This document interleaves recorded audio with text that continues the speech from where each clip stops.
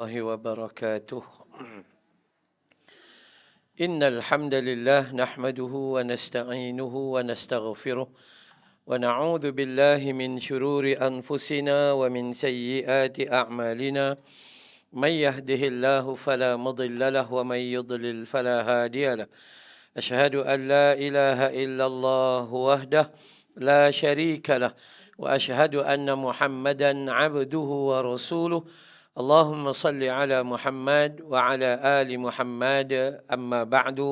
اللهم إنا نسألك علما نافعا ورزقا طيبا وعملا متقبلا والحمد لله رب العالمين. Alhamdulillah, syukur pada Allah Subhanahu Wa Taala. Kelas kedua. Alhamdulillah. Kalau tak pandai juga tak tahulah. Tu kan ya. Alhamdulillah. Memilih berada pada tempat yang baik itu pandailah tu. Faham perkara kedua. Amal lagi susah. Ikhlas memang sangat-sangat sukar. Kan? Tu. Jadi insya-Allah baik. Jutaan terima kasih atas kesudian menjemput. InsyaAllah pada pagi yang berbahagia ini, saya bersyukur sangat-sangat hari ini cukup umur saya 53 tahun. Tarikh hari lahir saya cukup 53 tahun. Jadi kita nak sembang tentang umur sikit lah. Tentang umur yang ada-ada ni pun lebih kurang aja. Lebih kurang aja. Cuma melihat kepada ajal ataupun ruang. Ajal ni bukan mati sebenarnya. Ajal ni adalah tempoh yang Allah pinjamkan kepada kita ni berbeza-beza manusia. Ada yang Allah bagi sampai 90 ke 100, ada yang Allah bagi sampai 7-8 hari. Begitulah keadaan manusia. Pilihan tempoh itu hak milik Allah Subhanahu Wa Taala. Tetapi pilihan menguruskan umur adalah pilihan kita. Kalau kita tak uruskan dengan baik, maka rugilah. Seperti mana hadis Nabi SAW menyebut bahawa sesungguhnya manusia yang paling beruntung adalah orang yang panjang umurnya, panjang amalnya. Dan orang yang paling rugi adalah orang yang panjang umurnya tapi pendek amalnya. Begitu. Jadi kita manfaatkanlah yang paling penting. Tak penting berapa panjang usia kita, tapi yang paling penting berapa manfaat yang kita boleh buat dalam kehidupan kita. InsyaAllah. Baik. Hari ini kita nak rujuk dalam surah Al-Ahqaf. Surah Al-Ahqaf. Satu ayat saja daripada surah 46 pada ayat 15. Surah 46 pada ayat 15. Kalaulah kita sembang tentang ajal atau tempoh kematian, tempoh kehidupan, kalau ikut logiknya kan, logiknya lah kita yang ada kencing manis, darah tinggi, gaut, sekejap-sekejap spray, asma, mai pula sakit jantung, patut kita mati dulu. Tapi rupanya ada nenek tengok cucu dia mati dulu. Kan ya? Ada mak tengok anak dia mati dulu. Ayah saya umur 85 tahun, tengok 4 orang anaknya meninggal. Kan ya?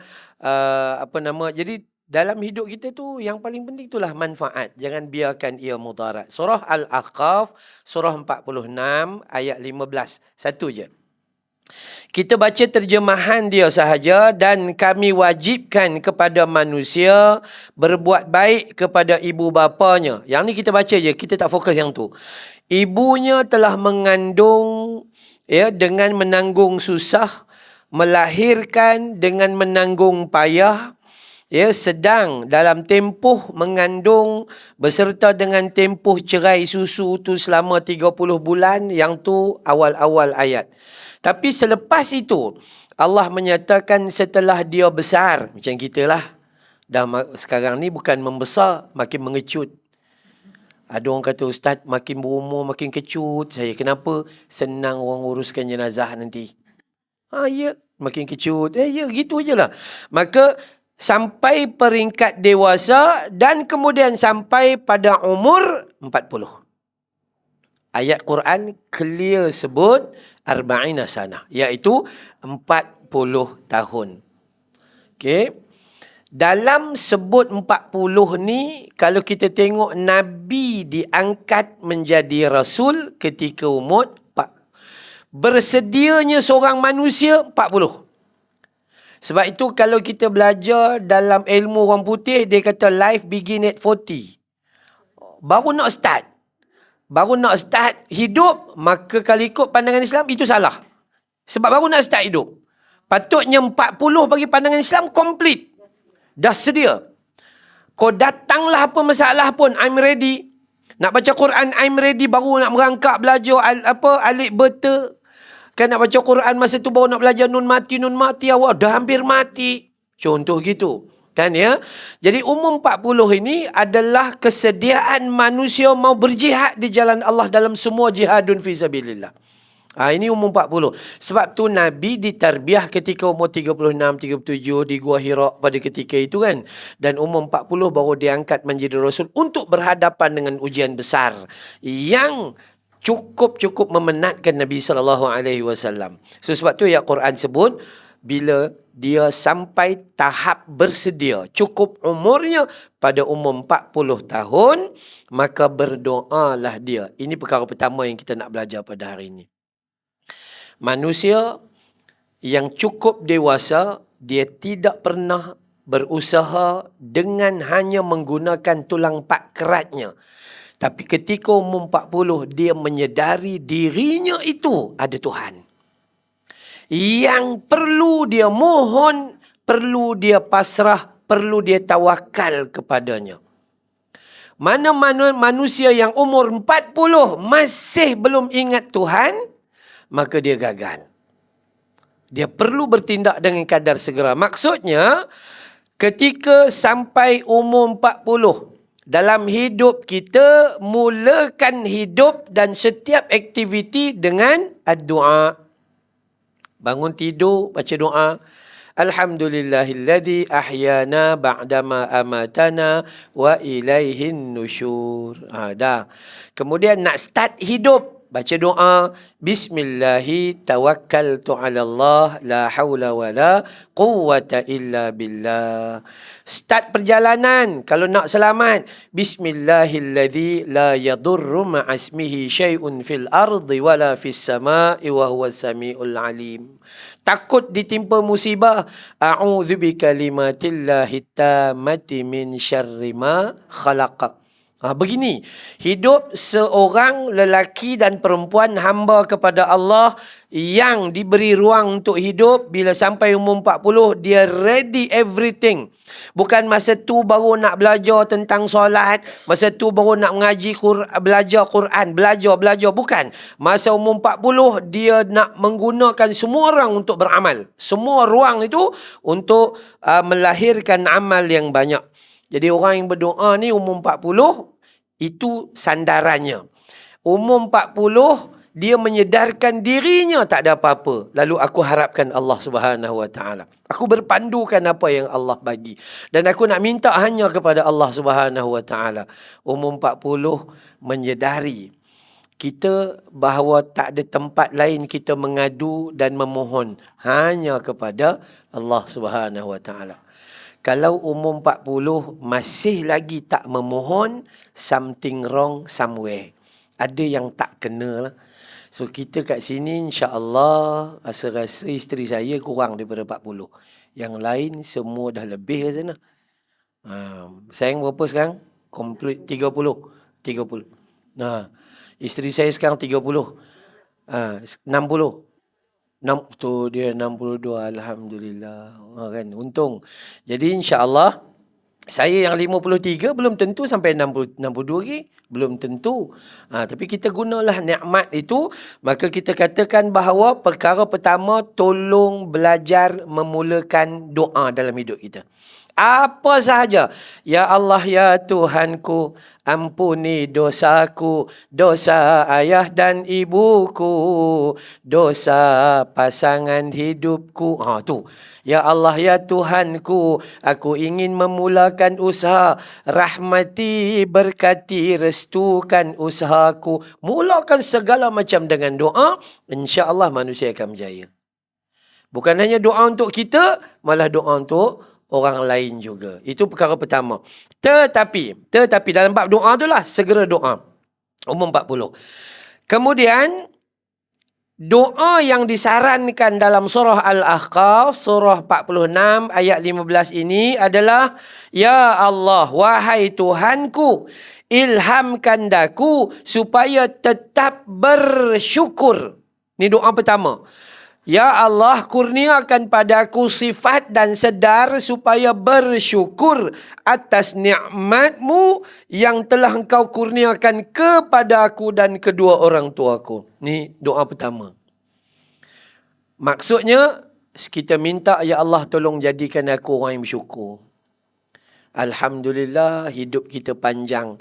Tengok dalam grup WhatsApp, ada pemberitahuan dan berkeliling kematian jemaah kita, kematian grup pengajian kita, kematian. Kan ya? Tapi kita alhamdulillah semalam boleh tahan kena pergi hospital contohnya. Pakai mesin Tuhan bernapas tak berapa nak lepas. Tapi hari ni elok je sarapan pagi nasi lemak sotong kembang. Iya. Anugerah tu nikmat. Nikmat umur ni cukup hebat. Malah hebatnya nikmat umur kita seiring dengan nikmat Islam dan iman yang Allah bagi. Bukan kata sambung umur tanpa iman. Bukan. Tapi disambung umur kita bersama dengan iman. Bangun pagi je, kena solat subuh ni. Kan? Kejap lagi, ini nak keluar rumah kena tutup aurat ni. Ini kena nak buat dengan matlamat untuk capai kebaikan di negeri akhirat. Jadi dia fikir tentang iman, dia fikir tentang Islam. Jadi perkara pertama, doa supaya kita jadi orang yang bersyukur dengan apa yang sudah ada. Jangan sibuk merenung pada apa yang belum ada. Manusia kalau dia sibuk nak cari apa yang belum ada, sampai mati dia akan jumpa banyaknya belum ada dan dia kehilangan waktu untuk melihat apa yang dia dah ada. Maka bersyukur ini macam mana? Syukur adalah menerima nikmat Allah dan mengembalikan nikmat itu kepada Allah. Nikmat apa? Iman dan Islam. So apa kita buat? Nikmat, iman dan Islam, jadikan kita itu hamba yang taat kepada dia. Kalau nikmat iman, keyakinan kita bertuhankan hanya Allah, jangan syirik kepada Allah. Iman itu keyakinan. Kalau nikmat Islam, itu amalan. Jadi di sana ada keyakinan dan amalan. Kalau kita benar-benar mau bersyukur kepada Allah, 2 poin tu paling besar. Poin pertama adalah kita meyakini bahawa tak ada Tuhan lain dah melainkan Allah Subhanahu Wa Taala yang wajib aku imani. Ya, saya selalu mana-mana pergi sebut, jangan jadi mereka-mereka yang masih percaya kepada hantu, kepada itu, kepada ini dan sebagainya. Yang ni merapu-merapu dan takut jatuh syirik. Jadi rosak iman kita. Syirik ni dosa paling besar, kalau mati kekal dalam neraka kalau dia tak taubat. Takut, sangat takut. Nikmat kedua Islam. Islam ni amalan. Islam ni dia kalau dalam Quran dia kata solatlah, begini. Ini amalan. Maka sepatutnya kita bersyukur dengan Islam kita adalah melakukan segala amalan yang telah disuruh, meninggalkan segala amalan atau perbuatan yang dilarang oleh Allah Subhanahu Wa Taala. Itu tanda syukur, mengembalikan kepada Allah Taala. Nikmat ujung kepala sampai ujung kaki. Akal. Buat apa dengan akal? Bukan mikir macam mana nak nipu orang. Tu salah guna akal. Tapi fikir macam mana nak tambah iman dengan berfikir ke arah ketaatan kepada Allah Subhanahu Wa Taala. Manusia pergi belajar guna akal. Ya, manusia melihat kebaikan dan keburukan guna akal. Maka akal harus digunakan dengan sedaya mungkin, itu syukur. Turun daripada terus pergi kepada mata. Mata sama juga. Cara bersyukur kepada Allah adalah merenung kebesaran Allah.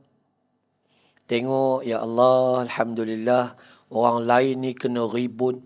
lahar gunung berapi lah, begitulah, begini. Saya kalau ada ruang dekat rumah, saya akan buka YouTube, tengok macam-macam kejadian alam yang memberi kesedaran kepada kita. Kita berada, saya duduk di Bukit Beruntung yang penuh dengan keuntungan. Iya. Tak ada angin ribut, tak ada taufan, tak ada banjir besar, tak ada. Untung, keberuntungan besar. Ya, memang cukup seronok duduk Bukit Beruntung tu. Orang kata, Ustaz tak nak pindah ke? Tak payahlah, cukup. Mana ada bukit yang paling beruntung dari Beruntung? Iya, maka tenang aja di situ insya-Allah. Ya. Tapi kalau kita tengok di tempat orang lain, Allahu Rabbi, sangat teruk. Cuma kita kena ambil pengajaran juga. Di Kelantan pernah teruk banjir, menghancurkan jutaan ringgit manusia. Di Johor pun teruk. Di Kedah, di Baling baru hari tu kan ya, berapa 22 buah kampung, macam-macam juga. So peringatan. Maka sebab tu syukur dengan menggunakan mata ni, pandang dan fikir, maka kukuhkan iman. Gunakan pandangan ni. Kemudian yang seterusnya pergi pada telinga. Syukur dengan telinga buat apa? Dengar perkara ke perkara yang menjadikan kita syukur kepada Allah, atau dengar seruan Allah Subhanahu Wa Taala. Dengar percakapan dan bahasa-bahasa yang baik-baik. Puan-puan, alhamdulillah boleh duduk dalam taman syurga satu hari 2 kelas. Tak tahu buku berapa banyak yang dah hilang. Bukan berapa banyak yang dah tulis. Buku tak tahu berapa banyak yang dah hilang. Kan ya? Saya selalu kata, Ustaz, saya ni belajar 12 tahun, Ustaz, tak pandai-pandai. Kan ya? Saya kata tak apa, awak memilih tempat untuk belajar itu awak dah pandai. Dah cukup lah. InsyaAllah. Memang sifat kita gitu. Semalam saya di STP, Surau Taman Permata. Ya, di Ulu Kelang. Sama saya kata, kita punya mudah je. Datang belajar-belajar, baru faham. Keluar sekarang, udah lupa. Sama je. Sama. Kita kan sama. Itu je. Maka sebab itu, Allah dan Nabi perintah duduk dalam majlis tazkirah. Ingat mengingati. Balik rumah lupa. Datang dalam kaji. Allah. Itulah. Moga-moga kita terpilih meninggal dalam keadaan diberi peringatan. Dapat ingatan itu berpanjangan. Kemudian syukur dengan telinga tadi, dengarlah sesuatu yang baik-baik. Kalau pergi duduk 3-4 orang duk mengata ke orang, jangan guna telinga untuk dengar tu. Ya, bagi salam, Assalamualaikum, salam Taj Mahal ke apa gitu gini, calur bete, calur kerti. Udah, balik habis. Kemudian turun kepada mulut. Syukur kepada Allah Subhanahu Wa Taala adalah dengan mengeluarkan kalimah yang Allah redha. Dengan baca Quran. Itu perintah Allah. Dengan melafazkan hadis Nabi. Seronoknya sebut hadis Nabi sebab hadis yang kita sebut tu telah disebut di bibir Nabi SAW. Seronok. Mulut kita bercakap benda yang baik aja. InsyaAllah, maka itulah bentuknya. Turun kepada seluruh tubuh badan. 2 tangan kita. Al-yawma nakhtimu ala afwahihim wa tukallimuna aydihim. 2 tangan kita akan bercakap di hadapan Allah. Hari ni menulis. Balik rumah, baca, aku pun tak faham apa yang ketulis. Contoh. Tulis. Ya. Ada. Cuma kalau diambil gambar. Diambil gambar tulisan orang perempuan mengaji, memang kemas. Cantik. Siap tulis. Tajuk apa, nama ustaz, tarikh dia bila.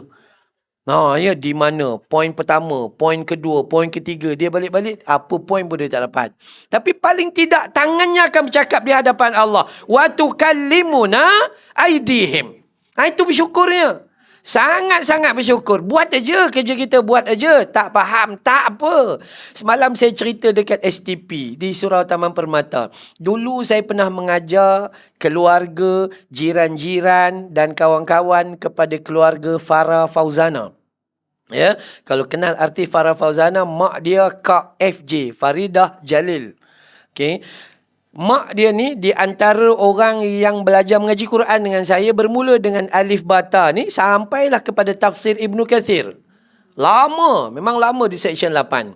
Dan mereka himpun ramai-ramai, so saya pergi mengajar. Kemudian mak dia selalu katalah, dia kata, Ustaz, Alhamdulillah, bolehlah ngaji Quran sekarang, Alhamdulillah. Cuma akak nak tanya Ustaz, kenapa? Akak ni bila Ustaz tanya nun mati, nun mati, nun mati, rasa mau mati. Dia tak tahu hukum apa. Dia tak tahu. Terus saya tanya, akak boleh baca tak? Alhamdulillah, sekarang dah boleh baca. Dulu pandang Quran, tak ada nampak. Sekarang pandang Quran, boleh baca. Makhrajnya betul, dengungnya elok, panjangnya elok. Cuma hukum tak tahu. Macam mana, kenapa jadi gini? Kenapa akak lambat dapat? Saya kata mudah je. Allah tahu kalau akak cepat pandai, akak berhenti mengaji. Itu je.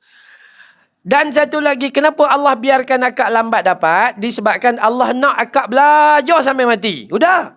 Apa susah nak mikirkannya? Kita kan kalau cepat sangat pandai pun bahaya. Dah pandai, pergi, jom pergi kelas. Aku doktor. PhD. Udah. Rugilah. Maka tenang aja. InsyaAllah dalam mengaji ni, syukur dua tangan kita ni buat aja. Wa tukallimuna aydihim. Kemudian terus turun pergi kepada kaki kita. Wa tashhadu arjuluhum. Dua kaki akan jadi saksi. Ini kira beruntunglah ni duduk atas kerusi.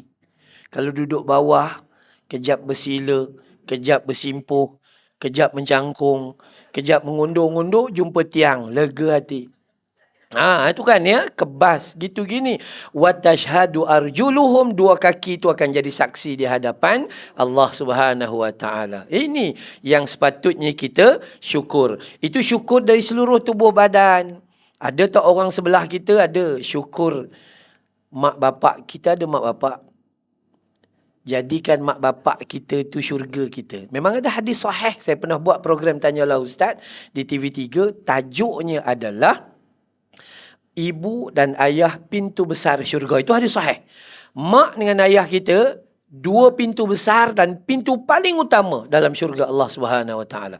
Jadi kita yang ada umur sekarang ni, mak bapak masih ada atau mak bapak sudah meninggal dunia, macam mana pun kita perlu syukur dengan mengeluarkan ketaatan diri kita kepada mereka. Maksudnya menjadi hamba ni, anak yang taat kepada mereka. Dua benda yang perlu buat dengan mak bapak kita ni. Pertama sekali, bagi dia sentiasa senyum. Yang kedua, jangan sakitkan hati dia. Dah selesai. Tak payah bagi duit, tak payah. Selama ni dia yang bela kita, dia tak minta duit pun. Kan, 12 orang. Kita yang 12 adik-beradik nak bagi RM50 dekat mak pun berkira-kira. Kan, jadi tak, mak dengan ayah biasanya tak minta duit pun.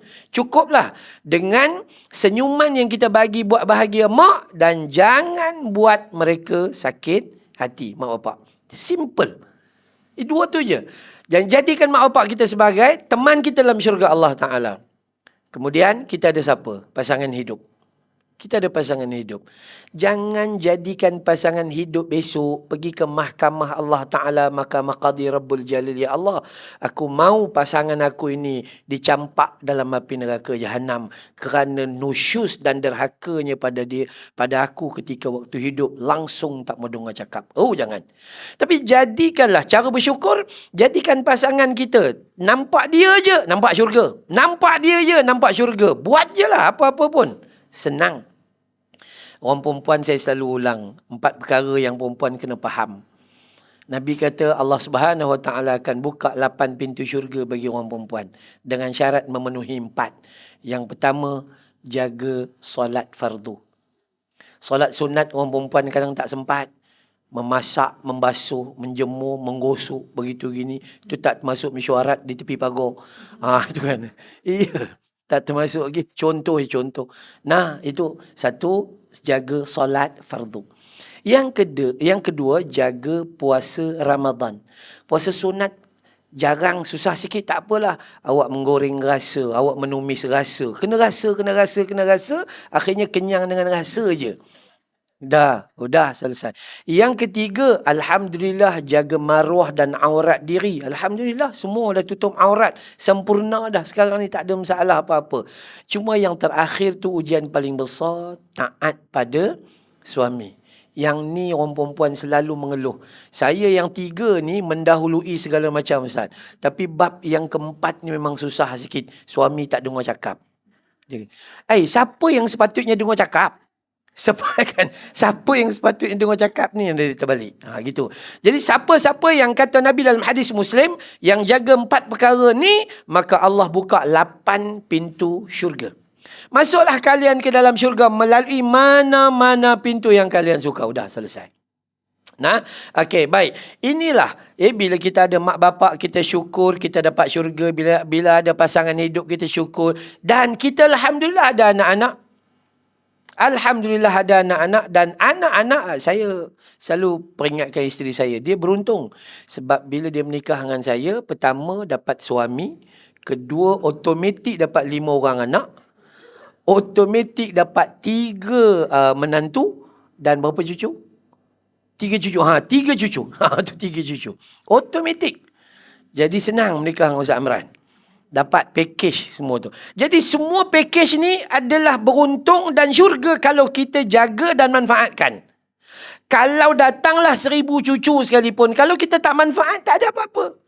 Jadi kita guna ke yang dikeliling kita.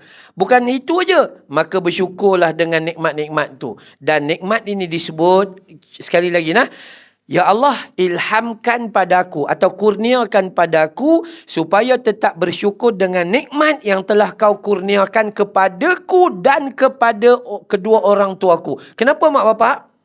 Kerana Islam kita datang daripada situ. Bila mak bapak kita terpilih menerima hidayah Islam, maka kita juga dapat. Okay? Bukan senang nak dapat Islam macam sahabat-sahabat kita, Ustaz Farid Ravi, Ustaz ramai yang ni kan Firdaus Wong contohnya kan ini cukup susah nak dapat yang macam tu. Tapi kita di kalangan orang yang beruntung kerana mak bapak ada agama yang benar, dapat kita agama yang benar. Itu pertama ya Allah, jadikan aku orang yang bersyukur. 2 point. Yang kedua, ya Allah, jadikan aku itu tetap mengerjakan amal soleh yang engkau redai. Bukan hanya buat amal soleh, tapi amal yang diredai. Okay?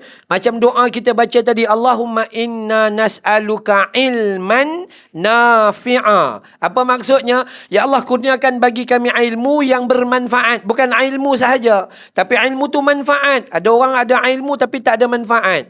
Jadi, ya Allah, tolong kurniakan kepada aku kekuatan untuk beramal soleh, untuk beroleh redamu. Maksud gitu. Maka apa amal soleh yang perlu kita jaga dalam umur kita yang masih ada ni? Yang pertama, amalnya adalah dah tentulah yang ada dalam rukun Islam tu lah. Clear dalam rukun Islam tu, yang tu jaga. Ya, dalam rukun Islam kita dah mengucap 2 kalimah syahadah.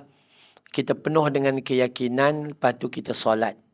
Hak ni ibadah paling utama sekali. Solat fardu jangan sesekali diabaikan.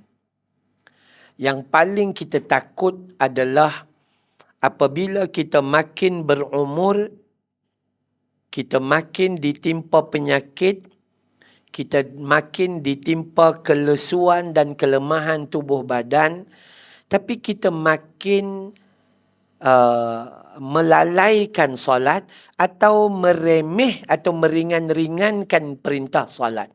Ini bahaya. Kerana apa? Kerana esok, saya selalu ulang, Jin Samsudin kata, esok masih ada.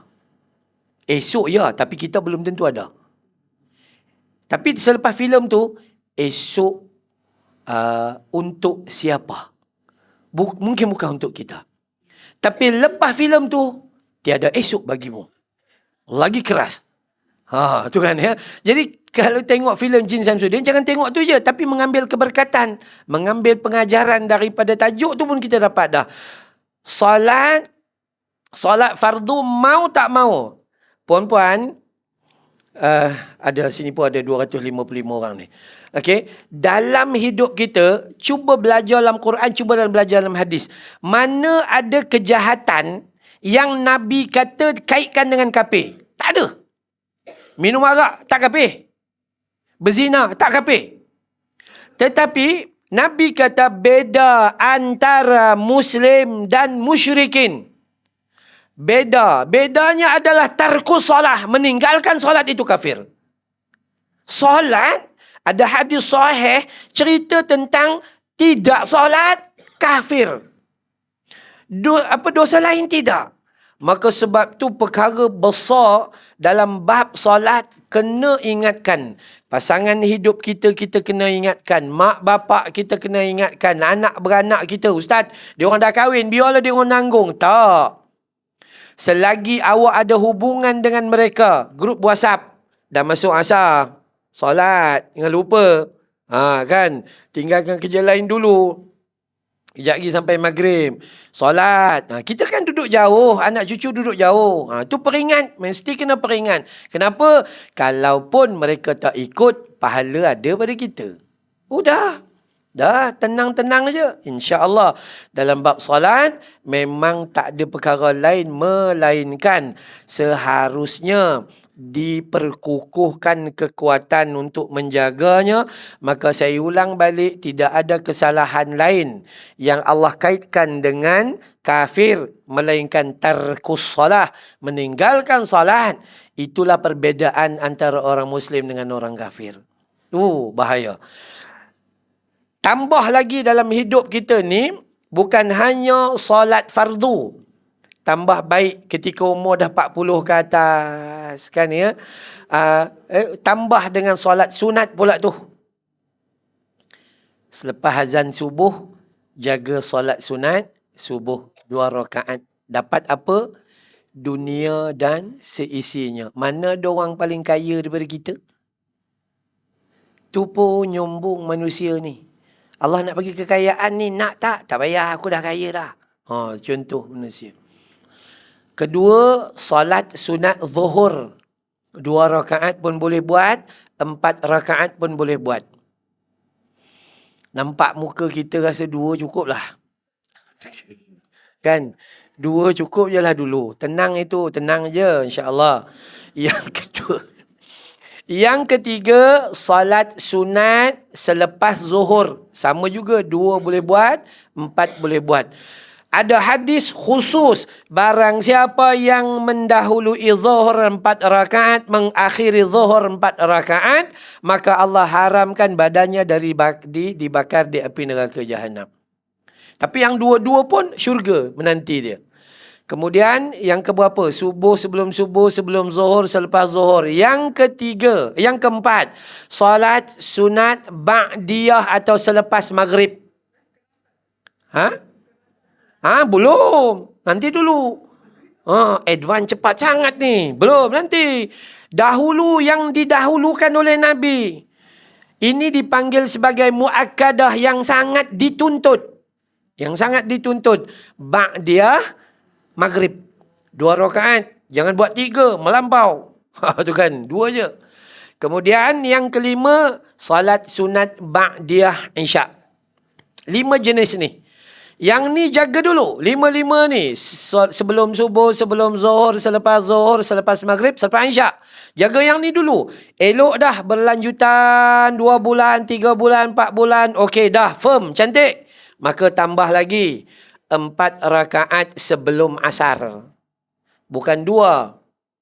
4. Biasa orang Melayu buat berapa? 2. Sebab ngajinya sampai ke situ je. Bukan Tok Guru berhenti. Tok Guru mati, dia berhenti. Kan? Salat sunat sebelum asar khusus. Nabi menyatakan barang siapa yang salat sunat sebelum asar, dia itu Allah rahimahullahu ta'ala anhu, Allah bagi padanya kasih sayang. Itu kan ya. Ada hadis mengatakan Allah haramkan badannya dari dibakar di api neraka. 4 rakaat. 1 dengan 2 salam. Itu lebih utama. Kalau buat 2 boleh, buat 2 biasa. Tapi kalau nak yang itu, buat 4 rakaat. Ada lagi kekuatan, nak tambah lagi. Salat sunat sebelum maghrib 2 rakaat. Salat sunat sebelum maghrib itu tidak dituntut, tapi yang buat bagus. Okay. Dan yang seterusnya, yang ke-8 adalah salat sunat sebelum isyak. Jadi 5 yang paling dituntut telah dijamin bagi mereka syurga Allah Ta'ala dan dibina rumah dalam syurga Allah. 5 yang pertama. Dalam hadis riwayat Imam Tirmizi daripada Abdullah ibn Umar, ya, hadis Nabi bersabda, Nabi kata barang siapa yang mengekalkan 10 rakaat atau 12 rakaat dalam tempoh 24 jam yang kita kata tadi tu, maka Allah bina baginya sebuah rumah dalam syurga Allah Ta'ala. Bermaksud sebuah rumah itu maksudnya apa? Maksudnya awak ada tempat di dalam syurga Allah Subhanahu Wa Ta'ala.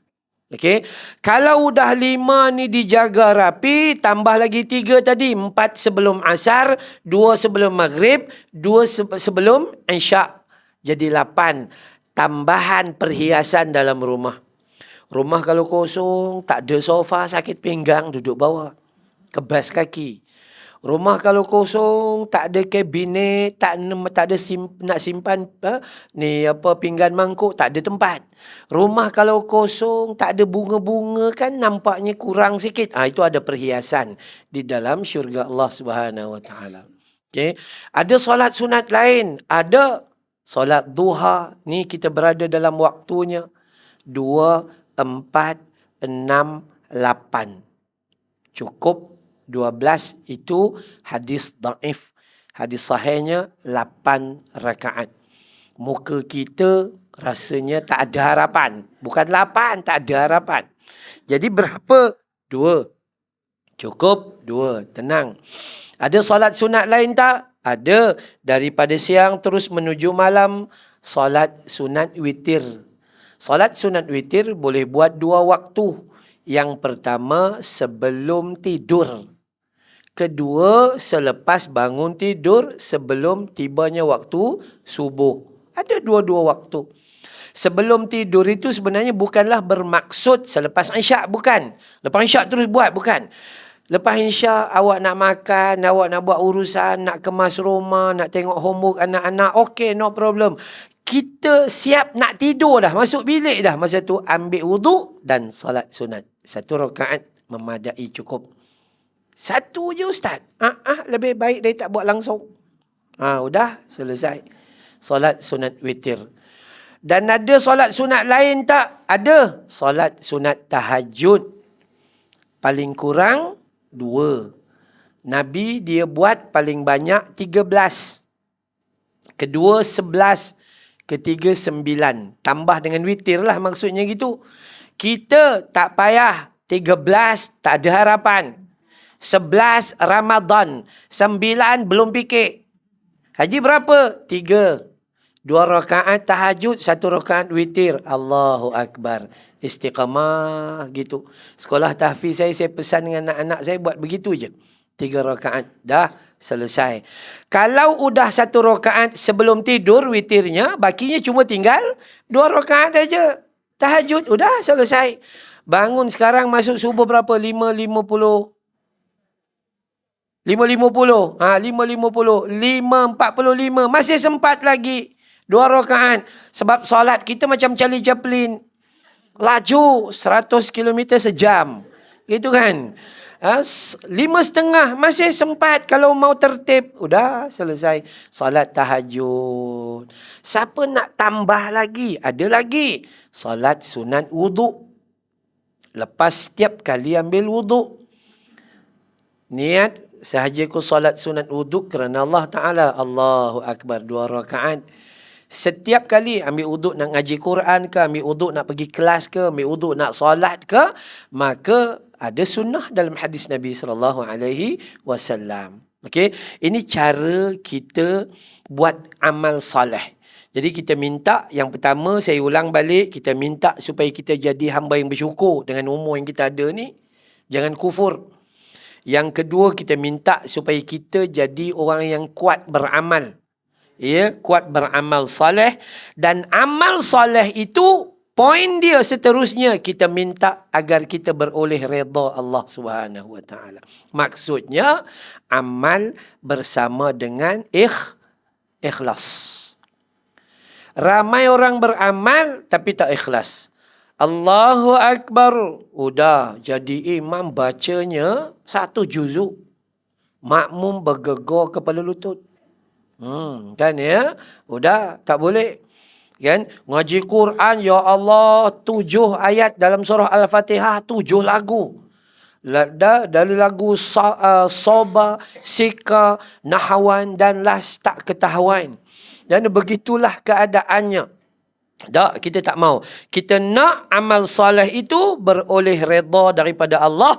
Dengan bagaimana beroleh redha? Cari dan bina keikhlasan. Ikhlas. Apa maksud ikhlas? Buat hanya kerana Allah. Kita tahu. Kalau kita buat kerana manusia, Allahu Akbar. Kalau kita buat kerana manusia, kita tahu. Ni tertib sikit ni sebab orang duk tengok. Solat kat rumah tak tertib sebab orang tak tengok. Kita lupa yang Allah itu maha nampak. Okey, baik. Seterusnya yang ketiga, doanya apa? Jadikanlah bagiku sifat-sifat kebaikan meresap ke dalam jiwaku dan jiwa zuriat keturunanku. Allah anugerah saya jadi penceramah. Saya kena doa, ya Allah. Dengan kelebihan yang kau bagi pada aku, ya Allah. Kelebihan itu tolong bagi juga kepada zuriat keturunanku. Itu. Ya Allah, ni kelebihan ibu-ibu yang datang mengaji ni. Doa, ya Allah, kelebihan yang kau anugerah pada aku. Sampaikan juga kepada zuriat keturunanku. Nah, itu yang kita nak. Doa supaya kebaikan yang kita ada dapat diwarisi oleh ahli keluarga kita. Kadang-kadang kita ni pulun buat, tapi anak tak dengar cakap. Tambah-tambah orang perempuan ada yang komplain gitu, Ustaz macam mana nak buat Ustaz? Asal saya ni mengaji 1 hari 2-3 kelas datang kelas. Suami bergolek-golek je di rumah. Kan. Saya ngaji Quran sekian, belajar nun mati sampai dekat nak mati dah ni. Masih belajar. Suami ngaji Quran ikut suka hati dia je. Udah dah tak faham apa-apa. Udah gitu. Saya kata tenang aja. Terus buat kebaikan dan paling besar adalah doa kepada Allah. Tolong ya Allah kurniakan kebaikan yang telah kau bagi pada aku. Pergi kepada zuriat keturunanku jua seperti mana kau telah anugerahkan kepada aku. Kebaikan, kebaikan dan kebaikan. Ini ya yang dikhabarkan di dalam hadis baginda dalam ayat Quran tadi. Dan kemudian seterusnya, aku ya Allah sesungguhnya aku bertaubat kepadamu. Ni sifat orang yang umur 40. Kita ulang balik. Pertama, orang yang 40 dia kuat berdoa.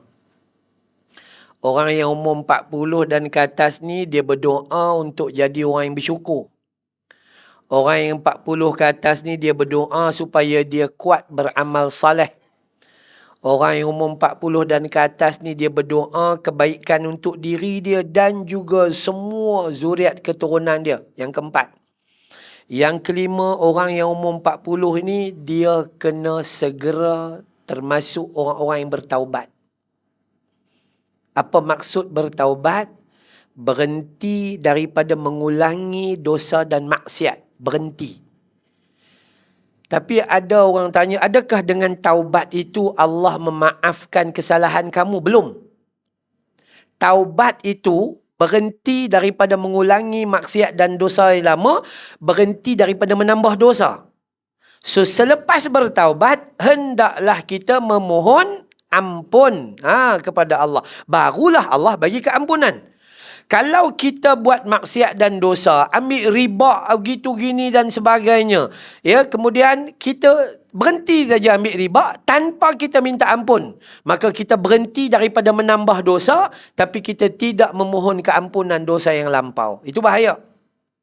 Tambah-tambah dosa kita dengan manusia, lagi dahsyat. Allah tak akan bagi keampunan selagi orang yang kita buat salah itu beri kemaafan kepada kita. Maka bertaubat adalah sifat yang sepatutnya ada pada kita orang yang umur 40 dan ke atas. Macam mana bertaubat? Taubat tu berhenti. Bukan taubat. Taubat. Okay dah. Ustaz, saya dulu ada grup WhatsApp. Grup WhatsApp kami ni mengata je kerjanya. Cari ada sesuatu bahan, gosip dan bincang dalam tu. Ini banyak masalah. Kita sibuk duk sembang pasal orang lain, sehingga kita kehilangan waktu untuk merenung kelemahan yang ada pada diri kita. Cukup bahaya. Maka kita bertaubat tu maksudnya kita berhenti. Lepas kita berhenti, taubat yang benar adalah kita memohon keampunan dengan memperbanyakkan istighfar. Allah Ta'ala sebut untuk mencapai kejayaan dalam hidup. Tuan-tuan perempuan boleh buka dalam Al-Quran pada surah Nuh. Surah Nuh, surah 71, ayat 10 sampai ayat 12. Nak bina kejayaan dalam hidup, semua kejayaan. Nak jadi orang bertakwa, nak jadi orang beriman, nak berjayalah dalam hidup.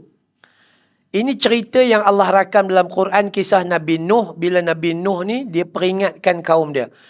Kata Nabi Nuh, فَقُلْتُ اسْتَغْفِرُوا رَبَّكُمْ إِنَّهُ كَانَ غَفَّارًا يُرْسِلِ السَّمَاءَ عَلَيْكُمْ مِدْرَارًا وَيُمْدِدْكُمْ بِأَمْوَالٍ وَبَنِينَ وَيَجْعَلْ لَكُمْ جَنَّاتٍ وَيَجْعَلْ لَكُمْ أَنْهَارًا.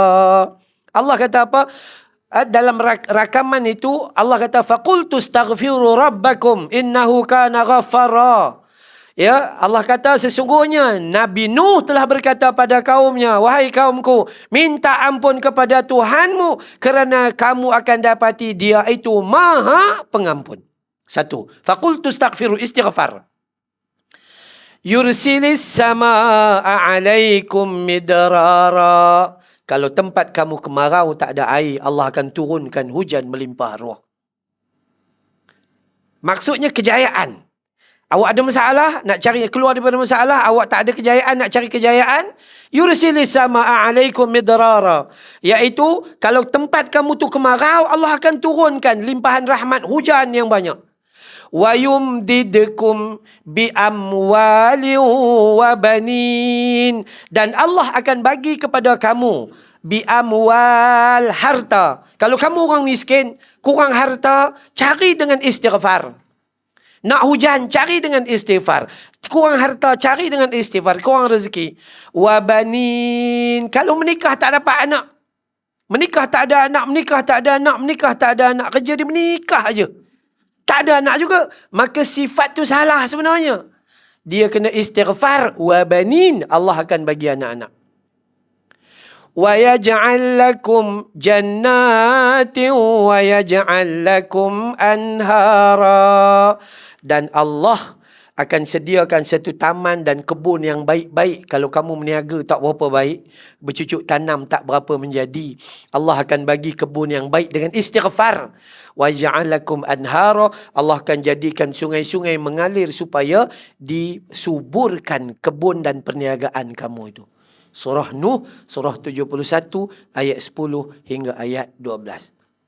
Jadi sebenarnya Islam mengajar kepada pencarian rezeki dengan cara yang betul. Islam mengajar bagaimana menjadi manusia yang berjaya atau manusia yang ada masalah tapi tak boleh keluar daripada masalah. Dia punya sifat dia istighfar saja. Jadikan zikrullah. Bila kita ada masalah, astaghfirullah, astaghfirullah, astaghfirullah, astaghfirullah. Sesekali sebut, ya Allah, tolong ampunkan dosa aku, ya Allah. Banyak benar dosa aku. Gitu. Ya, sepatutnya kita jadi gitu. Maka orang yang bertaubat, dia berhenti daripada mengulangi kesilapan dan kemudian dia memohon keampunan dengan memperbanyakkan istighfar. Dan yang terakhir sekali, sesungguhnya aku ini, Allah tolong jadikan orang-orang aku ni menjadi orang yang menyerah diri kepadamu, yakni orang Islam yang benar-benar bertawakal kepadamu, ya Allah. Dah selesai. Kita tak nak jadi manusia bila udah bankrupt baru baca Yasin. Bukan seorang baca Yasin, cari grup lagi baca Yasin, kan ya? Udah bankrupt baru panggil budak sekolah tahfiz. Itu sekolah saya tu biasa dipanggil. Udah bankrupt, awak meniaga sate contoh. Awak meniaga sate. Sate awak top sangat-sangat dulu. Tiba-tiba dia punya drop tu gila-gila drop. kemudian seterusnya, bila dah drop, bila dah rugi berpanjangan, maka ketika itu biasanya manusia baru cari Tuhan. Allah dicari oleh hambanya ketika hambanya rasa perlukan Allah. Dan ketika rasa tak perlu, dia tak cari. Maka jadi Allah biarkan dia rugi dan bankrupt. Kemudian dia kembali cari Allah. Cari, tu pun cari tak kena gaya. Dia tak istighfar. Tapi dia cari pusat tahfiz. Ustaz Amran, boleh tolong tak? Hantarkan putera dan puteri Ustaz yang ada 42 orang tu. Buat apa? Tolong baca Yasin. Perniagaan sekarang ni teruk sangat. Kita pun tengok, Alhamdulillah, dia peniaga sate. Harap-haraplah anak-anak makan sate. Dapat lagi tu contohnya. Maka tak apalah, istighfar, suruh anak-anak pergi. Anak-anak balik, kita tanya makan apa? Sate, Alhamdulillah. Dia kata Alhamdulillah Ustaz, bersama dengan Masya Allah. Habis kenapa? Makannya bihun goreng. Bihun goreng cuma campur toge. Tercekik-cekik bahan bihun goreng. Udah, kalau awak kedekut, jangan marah kalau Allah juga tidak memberi kepada kamu harta dan rezeki. In simple. Perkara paling mudah. Saya teringat kata-kata Prof. Muhaya. Prof. Muhaya kata paling mudah untuk difahami cara menjadi rezeki adalah memberi dan kamu akan jadi penerima. So, kamu perlu jadi seorang pemberi, baru ada chance untuk jadi penerima. Kalau kamu kerap memberi, kamu kerap juga menerima. Kalau kamu jarang. Kalau kamu memberi cuma sedikit, penerimaan juga sedikit. Kalau kamu bagi banyak, insya-Allah kamu akan dapat banyak. Itu kaedahnya. Kan ya? Tapi begitulah hakikatnya. Maka itulah bila sampailah satu ketika kedainya itu sudah ditutup. Kenapa? Dalam keadaan Allah uji awak masih bakhil. Al-bakhilun wal kedukutun. Oh, dah. Anak-anak tahfiz, kebanyakan daripada anak-anak kami di antara mereka yang kurang mampu. Ya, ada yang tak mampu bayar yuran, ada yang itu ini sebagainya. Maka sepatutnya inilah sifat manusia yang sepatutnya dia ni duduk dan sentiasa berharap kepada Allah. Kita harap Allah kurniakan kita jadi orang yang betul-betul bertakwa, bukan hanya cari Allah ketika sakit. Udah sakit, tahajudnya enggak pernah berhenti. Udah sehat, tak start. Begitu manusia.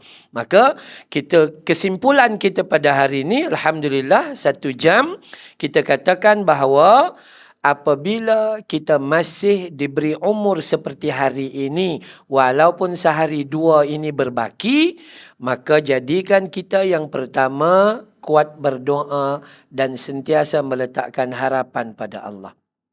Yang kedua, doa itu mohon agar kita jadi hamba yang bersyukur. Yang ketiga, doa agar kita jadi hamba yang kuat beramal saleh dan mengharap redha Allah. Yang keempat, berdoa agar kebaikan meresap dalam tubuh badan kita dan juga zuriat keturunan kita. Yang kelima, agar kita menjadi orang yang sering bertaubat. Ya, yakni merasai dosa. Kemudian minta ampun dengan kadar segera. Dan yang keenam, agar kita menjadi hamba yang menyerah diri dan selalu bertawakal kepada Allah. Inilah cara bagi kita memanfaatkan saki baki usia yang ada. Dan kita doa moga-moga Allah panjangkan umur kita di dalam ketaatan berpanjangan. Moga-moga kita termasuk dalam golongan yang Nabi kata, mereka yang paling baik adalah mereka yang dipanjangkan umur, dipanjangkan juga amalnya. Wallahu a'lam. 1-2 soalan, silakan.